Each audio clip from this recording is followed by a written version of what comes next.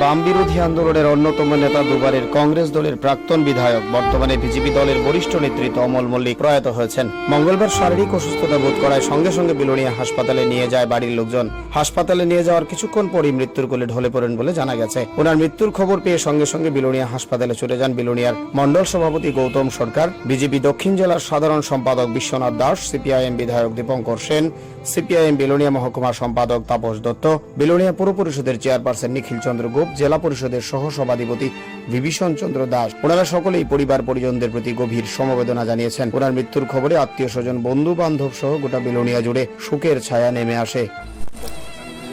আমরা শোকাহত। আজকে কিছুক্ষণ আগে আমরা খবর পেলাম আমাদের গুরু বিলোনিয়ার উন্নয়ন যিনি করেছেন সত্যিকারের দুইবারের বিধায়ক, উনি হৃদরোগে আক্রান্ত হয়ে আমাদের কাছ থেকে চলে গেলেন।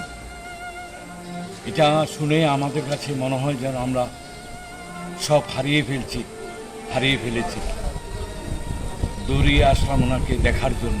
সত্যি উনি আমাদের কাছে আননি।